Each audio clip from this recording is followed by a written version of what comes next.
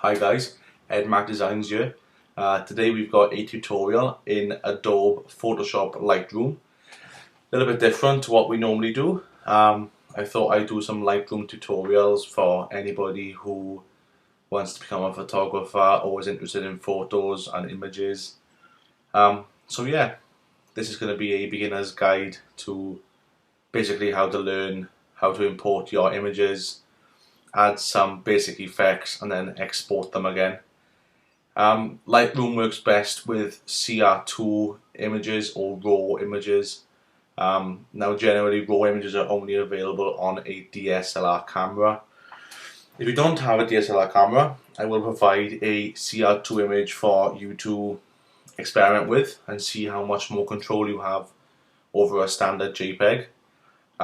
Probably later in the week I will also be uploading another video with a image giveaway for you to use in your work, for you to experiment with in Lightroom, in Photoshop, and it'd be nice to see some sort of results from you guys.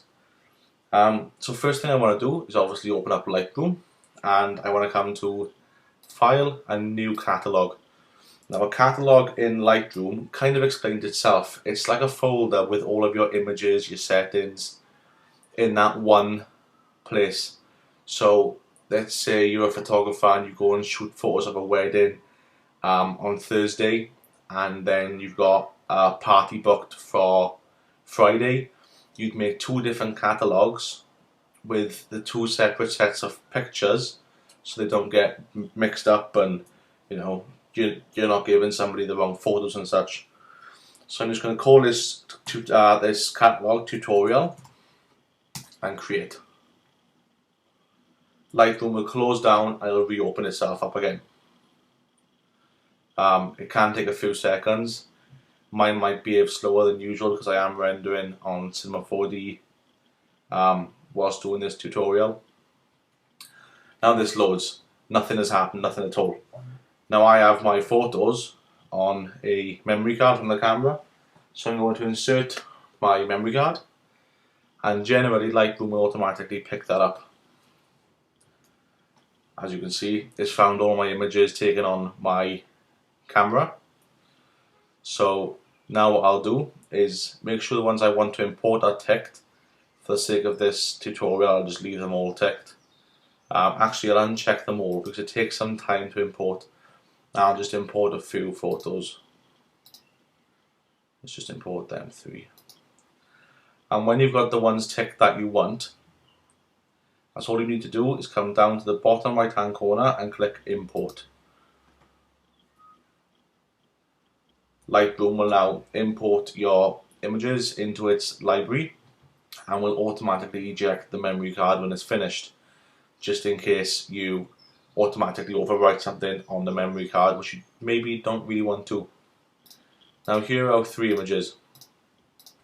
Now a big thing to point out is, as you see down the bottom right here, it's got 3 photos and 1 is selected. Now sometimes you might automatically select them all with Control A or Command A on Mac, and it'll always keep that selection in.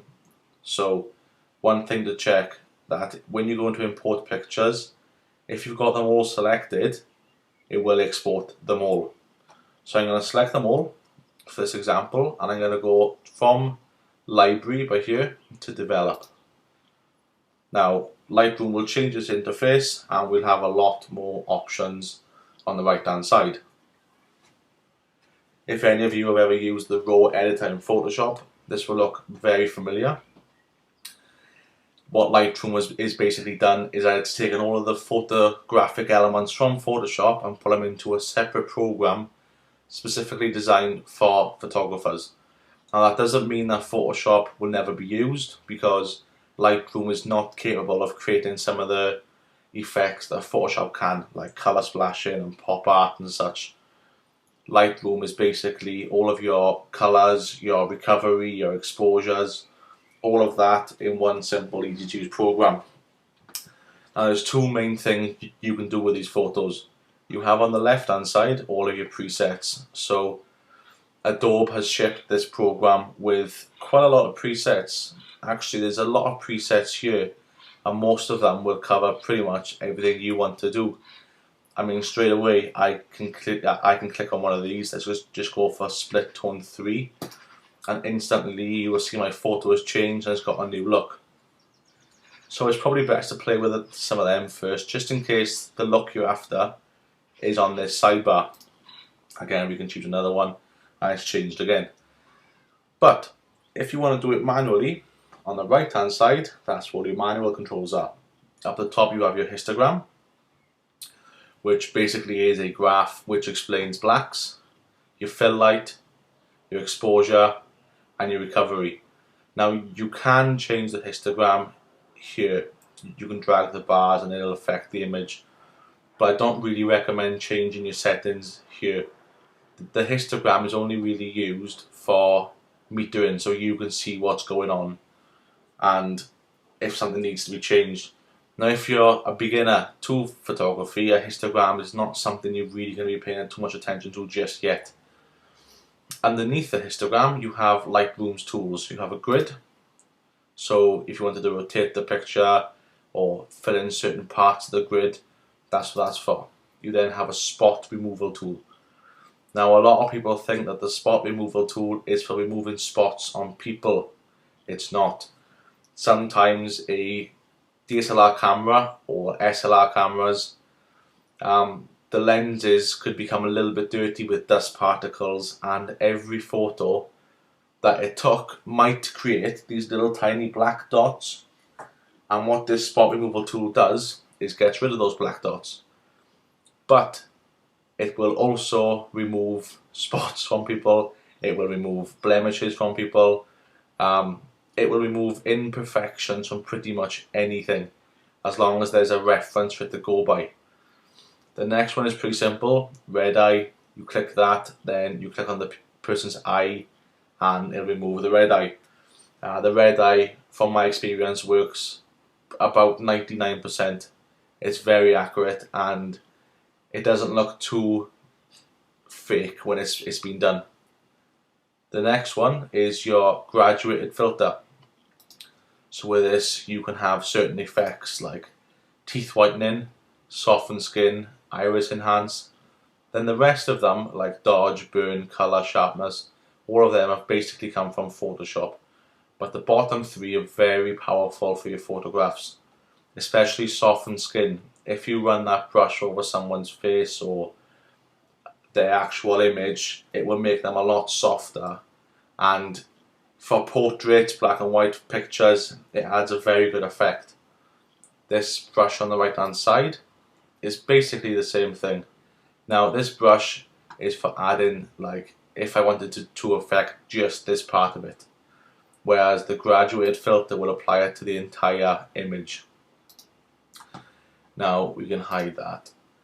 As we come down to treatment, underneath the basic tab, you'll see we have temperature, and the default temperature for this image is 5600. So if I play with the temperature of the image, you will see the image overall changes colour.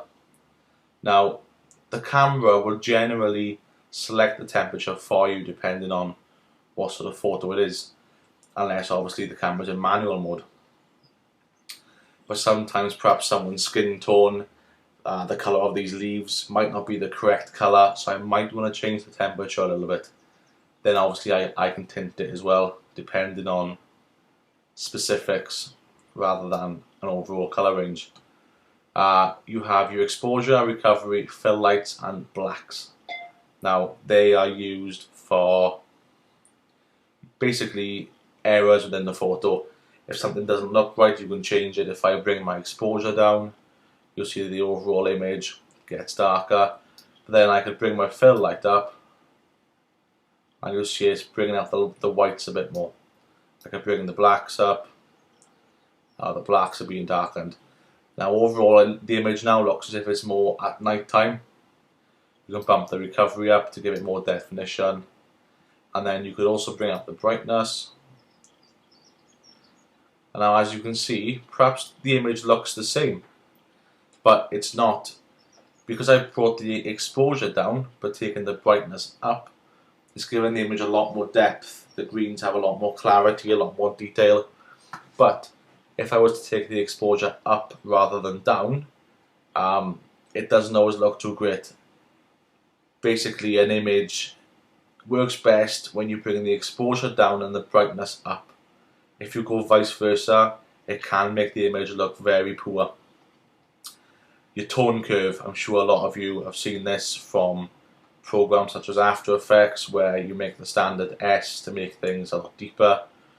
So as this program suggests, the bottom you have shadows, then you have darks, lights and highlights. So I could take my lights and bring them up, and you'll see it brings the lights up. I could bring the darks down, and already by creating that very, very easy S curve, our image has a lot more depth. Now by here you have HSL, color and black and white. Now HSL is hue, saturation and luminance. Just in case you've ever seen that before and you're not quite sure what it stands for. Lightroom does a very good job of allowing you to customize individual colors or black and white. Now even though black and white, you think, okay, it's just black and white, you can actually adjust each tone of the black and white. So in the original image, you see there's a lot of green. If we come back to black and white and we put the green down, you'll see we darken pretty much all the green in that image, even though it's still black and white, which can create a very nice effect if you perhaps want to color splash on a picture or a photo, but in black and white. It's probably down to trial and error, that is, more than anything. Now split toning, that's just very subtle changes. You know, it doesn't really do a great deal. It's more of an overall saturation change for the image. That's more of a last resort more than anything. Now your detail pane by here, this is a very, very good tool. I like using this for photographs of people rather than stuff like this. And you can basically, for your sharpening, obviously that's quite simple, it's going to add more sharpness or less sharpness to your image. But under the noise reduction, if we put the luminance up, you can see by here in my little sample pane that the image has become a lot smoother. So you could kind of think of this as a very quick touch-up of a photo, airbrushing, whatever you want to call it. But if you go too high, it can make some images look quite plasticky. And again, the detail and contrast will obviously represent the luminance. Color and detail, you can obviously fine-tune the color, fine-tune the detail until you have the result you want. Now Lightroom doesn't always show the finished product on here.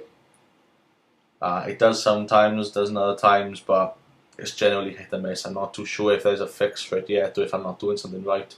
But what I found is that this noise reduction only works on your main view sometimes. Now for lens corrections, I wouldn't really bother with that because it's gonna change your camera lens settings overall. Now if you've got quite a modern camera, you probably won't need that at all. Effects, now effects, that's all they pretty much do is if you want to add a vignette or grain. You very rarely want to add grain unless you're going for a really old looking image. The way a vignette works is if you put it positive, you get a white vignette appear, and negative, you'll have a black one. Quite simple. Now we have a black vignette, but I don't really want it to be that sharp, so we could put our feather up a bit so it looks a lot softer. The roundness, you could change the roundness a bit to make it more of a circle rather than rectangle, or again you can bring it down so it's more square. And you have midpoint. Now the midpoint is where the actual center of the vignette is, up and down. will obviously change how wide and how tall the vignette is. And last but not least, you have camera calibration. Again, this is more to do with your actual camera and your lenses. There's very rarely any need to play with this, so it's best to leave it as it is.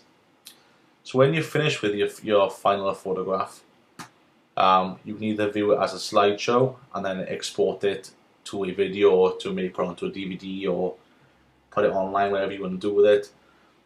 You can set it up for printing. Now, print does not mean you can send it off to companies such as Photobox, Snapfish to print for you. That's only if you have your own local or network printer. And web allows you to make a web gallery, which is a nice feature but not really going to be used. There's so many free services that offer free portfolios and free image hosting. There's not a great deal for that. So now I'm happy with that image. We could do another one. As you can see down here on our timeline, we have our 3 images which we imported. Again, we can come straight back to our first one and it saved all of the settings.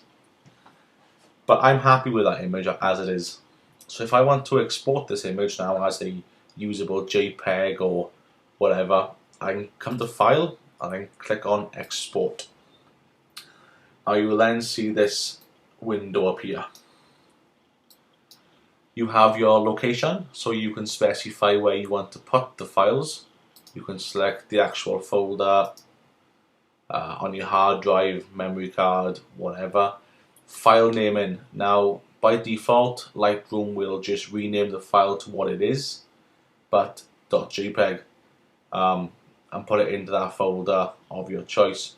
You can change that. You can change it to various, the date, custom names, sequence orders, but I tend to just leave it off and let Lightroom take care of it for me. You have your format, JPEG, PSD if you plan to take it back into Photoshop and play with the layers, but I don't believe there will be any layers because you haven't created any. You have a TIFF image. Now I'm not sure if you guys know what a TIFF image actually is, but it's basically an uncompressed image. They can be very, very large in size, and unless you plan to custom fine-tune very small details after you've exported it, it's not really worth using. DNG is basically a more compact, more portable version of CR2. So if you wanted to export the original image but smaller, then use DNG, and obviously there's original if you want to maintain all of the settings. You have quality, so you can bump the quality down depending on what you want. So if it's for, say, a web gallery, you could put the quality down to about 25%, or you could limit file size. Now some of these files as well, especially my pictures here, can be up to 25 megabytes in size, and that's just for a JPEG. So obviously that's not very practical for a website or web hosting or whatever you plan to do. You have image sizing, so you can make the image bigger, smaller, whatever you want to do with that. That's quite explanatory.